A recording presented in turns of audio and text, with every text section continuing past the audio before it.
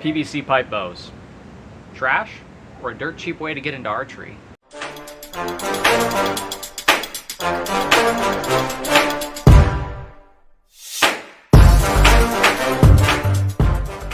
Hey everybody, back again, and today we are talking bows. These four over here are all PVC bows that I made in previous videos. If you want to go check those videos out, they're in the archery playlist, which will be on my channel under the playlist section. Got a few different PVC bows, and I've got my 30-pound just plinking regular recurve. This is a real bow. This is a composite wood bow that I will be comparing them to, just so I can show you guys some things to be aware of, kind of give you a better sense of how all this plays out in terms of how a real bow compares to PVC bows. We're going to be talking things like durability, arrow flight speed, snappiness, that kind of stuff, so the technical side of how the bows perform. We're also going to be talking about some things that you guys had questions about. I did not realize I was going to get this many questions on the archery videos previously, and I answered them the best I could typing, but I figured I'd give you guys a visual and a little bit more of a appropriate explanation on how things are done.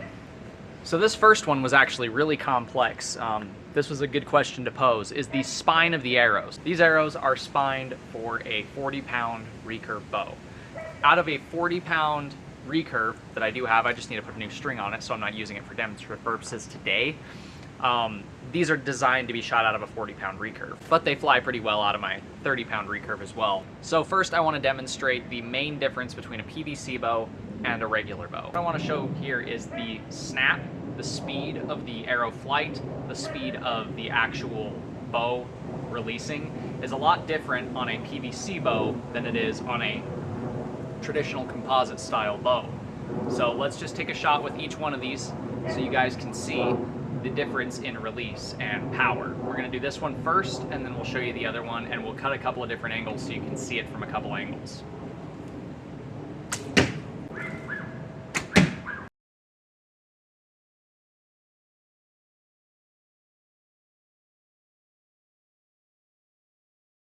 Even though these two bows draw at almost identical draw weights, the arrow speed is pretty obvious. So I hope that helps you guys understand with the bows that are made of PVC, they're not going to be as snappy, they're not going to have the same amount of feet per second and force applied to the arrow, just because they're not pulling that arrow straight through the bow as fast as the traditional bows would. However, you can still shoot arrows that are spined, a little heavy for them, just if you want to be safer. But honestly, I'd feel comfortable shooting arrows that are spined for a 20-pound bow out of that 30-pound PVC bow, just because there's not as much snap there. So this is my fiberglass reinforced 65-pound PVC recurve. So this has two fiberglass rods in it, and it draws at a monstrous 65-pound weight. These arrows are spined for a 40-pound bow, but since this is only about as snappy as a 40-pound bow is, it fires them at about the same velocity, I think, as a 40-pound bow. In my experience, they're perfectly safe to shoot out of this bow. But again, this is going to be a matter of the individual bow you make and how snappy it is. The ones that have the fiberglass rods have a lot more snap to them than the ones that don't have fiberglass in them.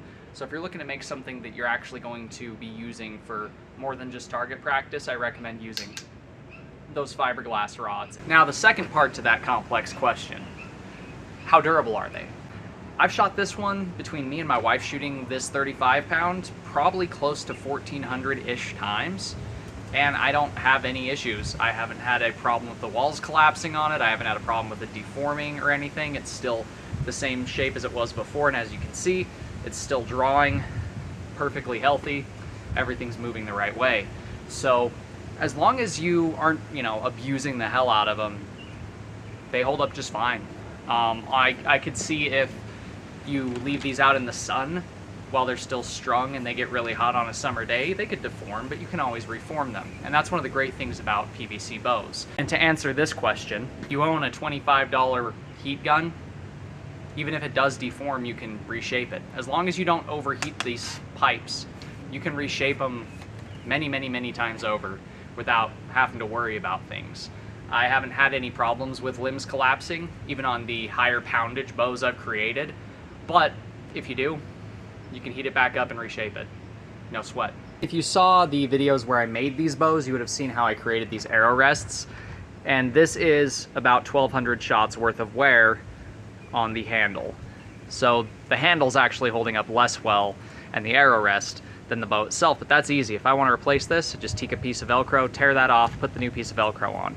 Or if I need to do something here, I can rewrap that handle, or I can coat it in something like tape or something if I wanted to. I mean, the only place that it's showing signs of wear is where you would expect it, right there on that arrow rest and handle, and then just the paint where the string slaps against it. So we've got our two 60-pound bows. This is a 60, this is a 65. This has fiberglass rods in it. This does not. But the limbs on this are much shorter than the limbs on the fiberglass reinforced one. Now what I want to do is demonstrate the difference in the snap that those fiberglass rods add to these bows. Because these are almost identical draw weights, and these are shorter limbs, so in theory, if I draw this all the way back, it should pull tight faster. Let's take a look at how that works out.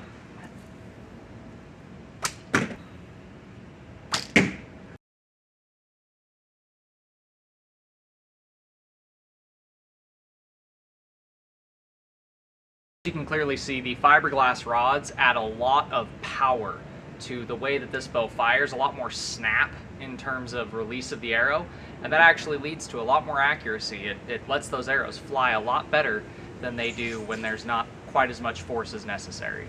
Now, if you remember this little monster, this is my 100-pound at 12-inch little war bow. This is a little beast. This little monster is capable of firing very, very heavy steel heads, and it's held up great too. These are some home-built arrows. These are very heavy arrows, and this thing launches them. And it is very difficult to pull this monster back. Now I would definitely say that this little 100-pound bow, if any of these bows were gonna have problems and deform, I would expect it to be this one first.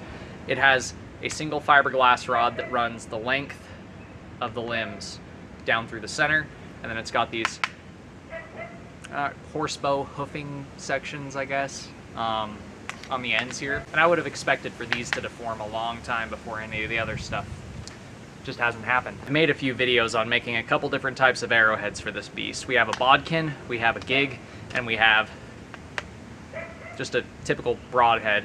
This was a fork, this was a spoon, and this was a little piece of rebar. But back when I made these, I didn't know how to use my slow-mo camera properly, so let's get you guys some slow-mo footage of these flying, shall we?